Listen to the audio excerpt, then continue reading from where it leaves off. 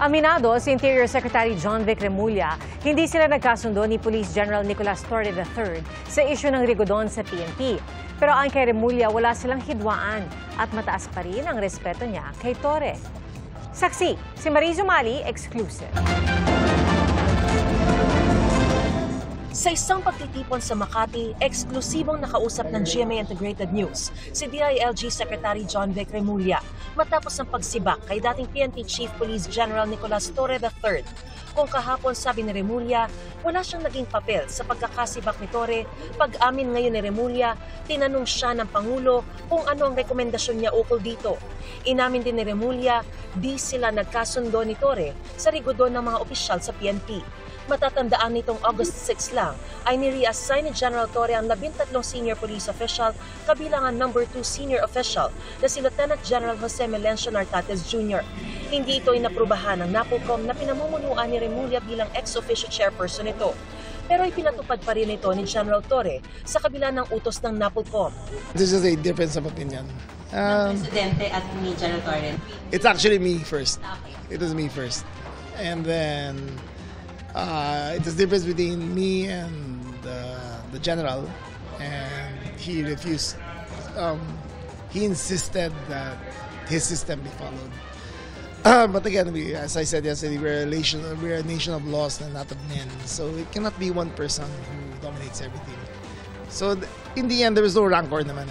He just couldn't accept it, and the president said, okay, he asked me for my recommendation. And I said, we have to continue in this path of correcting all the errors of before. And of the previous administration? Yes, and part of that is strengthening the institutions. My recommendation was that we have to strengthen the institution, that the institution must be protected, and then all the decisions followed from there. Ang tinutukoy ni Remulla na pagkakamali ng nakaraang administrasyon ay ang pagpapahintulot nito sa PNP chief na siyang mag-isang magtalaga ng mga assignment ng mga senior official ng PNP nang hindi dinadaan sa NAPOLCOM. Nais na raw itama ito ng Marcos administration. Ever since PRRD's time, when the NAPOLCOM was totally bypassed of all appointments, it became now the right rather than the privilege of every PNP chief na sila ang bahala sa movements ng level 3 and above.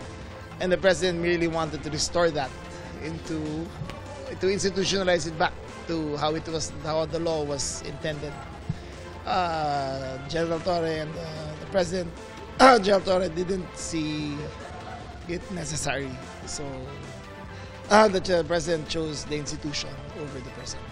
So was the president angered by the decision of General Torre to push through with his order of reassignment despite the fact that NAPOLCOM disapproved it already?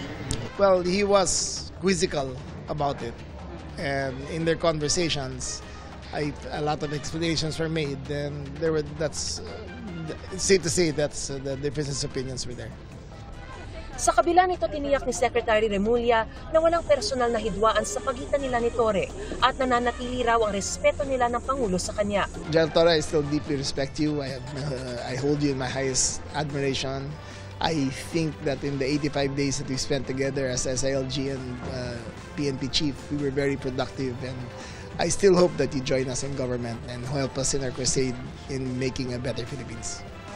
Nilinaw din ni Secretary Remulla na bagamat may ilang naging emosyonal sa nangyari, walang demoralisasyon na gaganap sa kanilang hanay.